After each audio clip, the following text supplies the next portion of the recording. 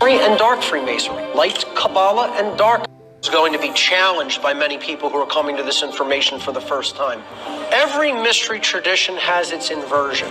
Light Freemasonry and dark Freemasonry, light Kabbalah and dark Kabbalah, light Rosicrucianism and dark Rosicrucianism. These traditions are rich in symbolism and they're rich in knowledge of self. They can help people really to deeply understand morality and natural law.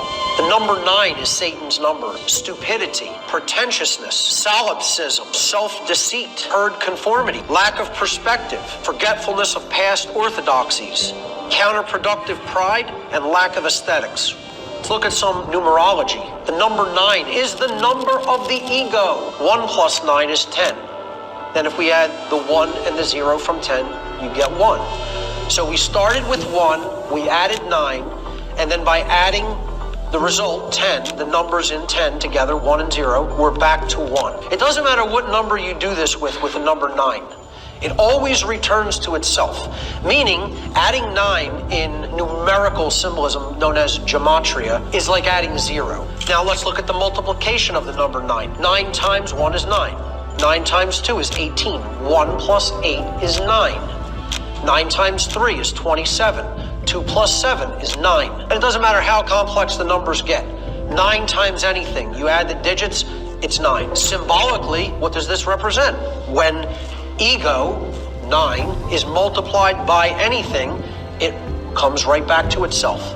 More ego is created, and there's no change. You started with 9, you end up with 9. But if we look at gematria, 6 plus 6 plus 6 is 18. 1 plus 8 is 9. That means in gematria, 666 is equivalent numerologically to 9. Let's look at some occult holidays. There's 8 of them. The occult year is based around the zodiac and the path of the sun around the houses of the zodiac during the course of a solar year. The year is quartered by the solstices and the equinoxes, which are 4 of the occult holidays. These are known as the minor Sabbats. The spring equinox, which is called Ostara, the autumn equinox, which is called Mabon, the winter solstice, which is called Yule, and the summer solstice, which is simply referred to as midsummer. At the midpoints of these lines that form this cross, quarter the year into seasons. The midpoints are considered the higher holidays. The midpoint of spring is the biggest one. Spring is the season of the occult because it's the time of the year when the sun renews and gives rebirth to the world by coming out of the tomb of the southern hemisphere. In general occultism, this day is mostly known as Beltane. The high holiday of communism is May 1, May Day. The oldest sun god's name from the Sumerian and Babylonian tradition was Bel or Bil. Here is the god Bel in the Phoenicia-Canaan tradition with another solar deity with rays around his head. He was known in the Babylonian tradition and Akkadian tradition as Baal. He was depicted as the bull, the golden bull of Sumeria. The reason he was depicted as the bull, because the sun 6,000 years ago during the Sumerian civilization was in Taurus. Now, we talked about May 1st, the midpoint of Taurus, the bull, being the high point of the occult holiday.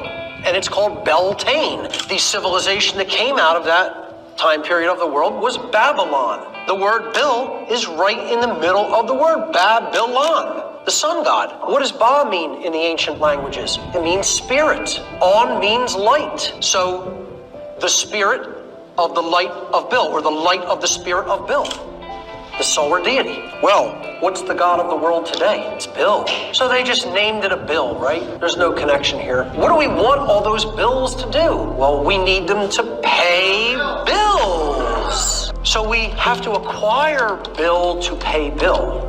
The people who have the most of these bills are the billionaires. On Wall Street, there's their god, the golden bull of Wall Street. They always want bull markets. They don't like it when there's bear markets. They want the bull market.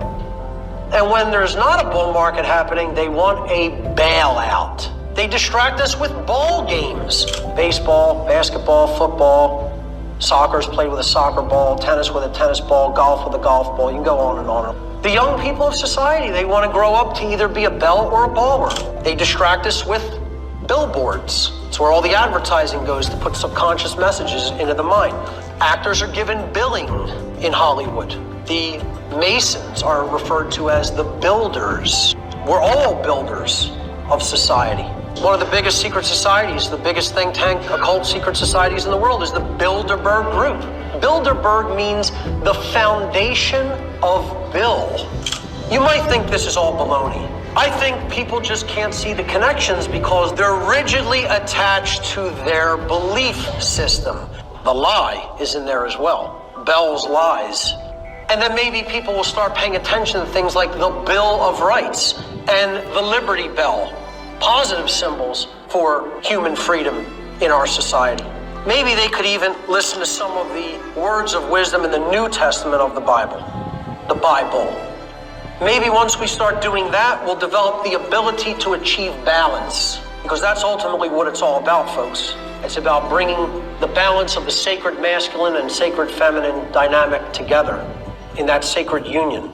Symbols of Satanism. The most famous is the inverted five-pointed star, also known as the pentagram. It is known as the Baphomet. It represents the powers of darkness combined with the generative fertility of the goat. In its pure form, the pentagram is shown encompassing the figure of a man in the 5 points of the star.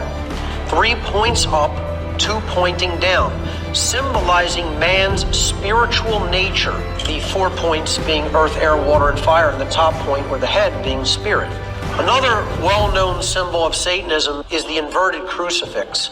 This is very popular in satanic music, especially death metal and black metal. The hypercube is one of the most occulted symbolism within all dark occultism, yet it is found prevalently throughout our society in the form of octagonal symbolism. Two-dimensional projection of the hypercube, which is a representation of a four-dimensional object, is an octagon. They also use the octagon in the form of two squares overlapping each other at 90-degree angles. In Satanism, the trapezoid represents the imbalanced, ego-driven consciousness, an identification purely with the physical self. It is considered a perversion of the, quote, divine shape, the circle, since its angles total 360 degrees. In its satanic connotation, the trapezoid is considered a, quote, soul trap, symbolizing going around in circles of base consciousness.